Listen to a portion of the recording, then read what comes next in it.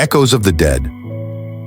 I always thought zombies were just a creation of Hollywood, a figment of someone's overactive imagination. But now, as I huddle in this darkened corner, surrounded by the stench of decay and the echoes of moans, I realize how wrong I was. It started like any other day, with the sun shining and birds chirping. I was on my way to meet friends when it happened, the outbreak that turned our world into a nightmare. The first sign was subtle, just a few people acting strangely, stumbling and muttering incomprehensible words. We brushed it off as some sort of weird flu until those same people turned violent, attacking anyone in their path with savage ferocity. Panic spread like wildfire as news of the outbreak flooded the airwaves, but by then it was too late. The streets were chaos, a sea of screaming, bloodied bodies and the relentless advance of those once human creatures. I remember the fear clutching at my chest as I ran, the desperate need to survive driving me forward. But survival in this new world meant more than just avoiding the undead. It meant finding food, shelter, and a way to hold on to my humanity in the face of such relentless horror. Days turned into weeks as I wandered the desolate landscape, scavenging what I could and avoiding the hordes of flesh-eating monsters that roamed the streets. I watched as society crumbled around me, buildings crumbling to ruin, and the once bustling cities reduced to ghost towns haunted by the echoes of the dead.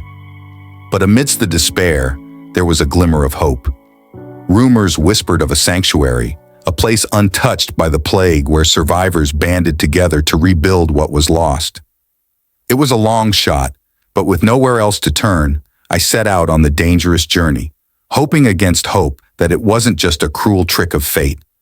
The road was treacherous, each step a gamble against the ever-present threat of death. I encountered other survivors along the way, some friendly, others not so much.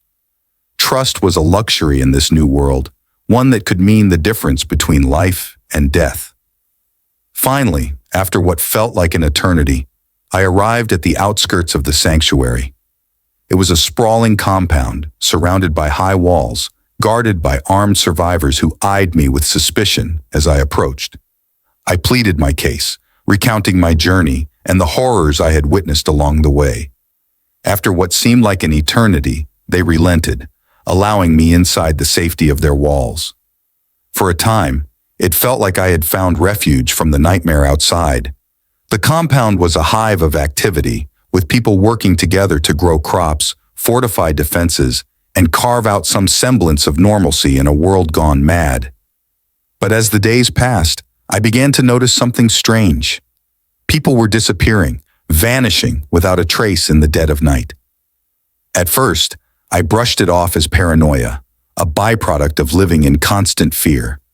But then I heard the whispers, the rumors of something sinister lurking within the shadows of our supposed sanctuary. I tried to ignore it, to convince myself that it was just my imagination running wild. But then I saw them, the missing survivors, or what was left of them. They had become like the creatures that haunted the outside world, their eyes vacant, and their mouths twisted into grotesque snarls. It was then that I realized the true horror of our situation. The sanctuary wasn't a refuge from the undead, it was their breeding ground. The survivors who disappeared in the night were being turned into zombies, their humanity stripped away as they were transformed into mindless monsters. I knew then that I had to escape, to flee this twisted mockery of safety before I too fell victim to its horrors. But as I crept towards the exit, I could feel eyes watching me from the darkness, unseen hands reaching out to drag me into the abyss. In the end, I was lucky to escape with my life, but the horrors I witnessed within those walls will haunt me until the end of my days. The undead may roam the streets outside, but it's the monsters lurking within that truly terrify me. For in this world of the living dead, the greatest threat of all is the darkness that lies within the human soul.